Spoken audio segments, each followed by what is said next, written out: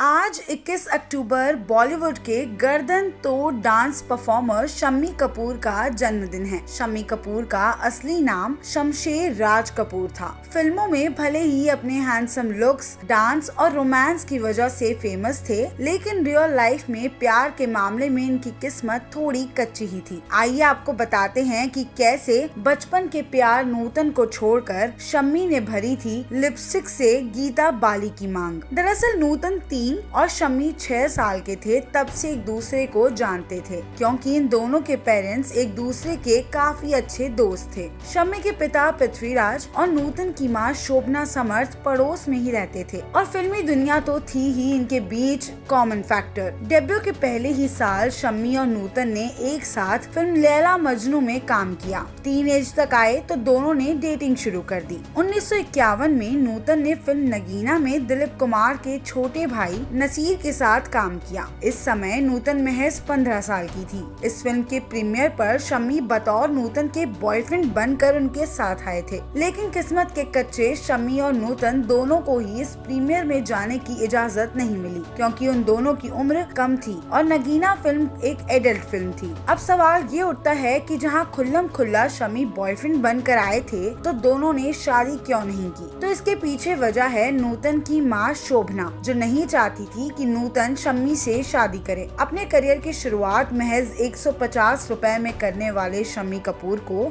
एक बार फिर प्यार हुआ और ये थी उस समय की बेहतरीन एक्ट्रेस गीता बाली। जब शम्मी 23 साल के थे तब उन्होंने गीता से शादी की। दरअसल शम्मी और गीता की मुलाकात फिल्म कॉफी हाउस के सेट पर हुई थी। इसके बाद उन्होंने फिल्म रंगीन रातें में काम किया, जो कि 1959 में रिलीज हुई थी। इस फिल्म की शूटिंग के लिए ये दोनों रानीखेत गए थे और वहीं से इनके बीच प्यार पनपना शुरू हुआ था। वापस आने पर कई बार शम्मी गीता से पूछते थे कि वो उनसे प्यार करते हैं और उनसे शादी करना चाहते हैं, लेकिन गीता हमेशा शादी के लिए मना कर देती थी। एक दिन गीता ने हामी भरी, मगर कहा उन्हें आज और अभी शादी करनी है। गीता की इस बात से शम्मी बहुत चौंक गए। उन्होंने तमाम सवाल किए, ऐसे कैसे, एक ही दिन में, आज ही। इसी पर गीता ने कहा कि एक सप्ताह पहले जॉनी वॉकर ने भी तो ऐसे ही शादी की थी, मुझे भी ठीक वैसे ही शादी करनी है। जब शम्मी और गीता जॉनी के पास पहुँचे तो उन्होंने बताया कि वो मुस्लिम है, इसीलिए उन्होंने मस्जिद में जाकर शादी की, आप मंदिर में जाकर कीजिए। फिर क्या, दोनों मंदिर गए,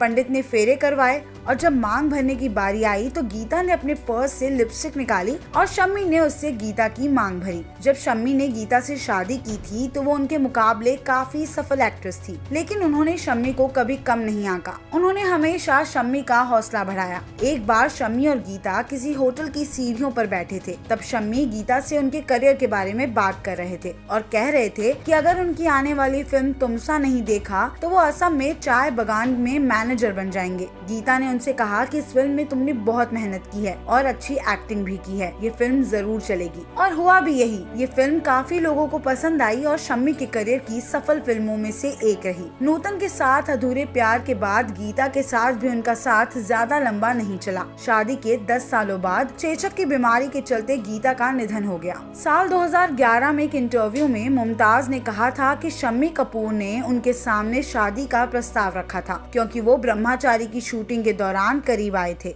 ये उनकी पहली पत्नी गीता बाली की मृत्यु के बाद की बात थी। मुमताज ने कहा कि उन्होंने बड़ी विनम्रता से उन्हें मना कर दिया, क्योंकि शम्मी कपूर चाहते थे कि वो अपना करियर छोड़ दें। लेकिन इसके बाद शम्मी ने 27 जनवरी 1969 को गुजरात के भावनगर के पूर्व शाही परिवार की बेटी नीला देवी से शादी की। 1970 तक आते आते शम्मी एक बड़ा नाम तो बन चुके थे, लेकिन अब ये वो दौर था जब शम्मी, जो अपने डांस के लिए पहचाने जाते थे, उनका डांस पूरी तरह से छूट गया था। शम्मी ने इस उम्र तक अपने दोनों घुटनों को इतना नुकसान पहुंचा दिया था कि वो डांस नहीं कर पाते थे। फिल्म राजकुमार की शूटिंग के दौरान एक गाने को शूट करने के लिए वो हाथी पर बैठे थे। सीन शूट हो रहा था और शम्मी का पैर हाथी की गर्दन पर लगी जंजीर में फंस गया था। वो कुछ नहीं बोले क्योंकि सीन शूट हो रहा था। इस दौरान हाथी अपनी गर्दन पूरी तरह से हिला रहा था और सीन खत्म होते होते शम्मी का पैर टूट गया था। इसके बाद वो 2-3 महीनों तक बेड रेस्ट पर थे, जिसकी वजह से उनका उनका वजन भी काफी बढ़ गया था। वो फिर से ठीक होकर फिल्मों में तो आए, लेकिन वो पहले जैसे डांस नहीं कर पा रहे थे।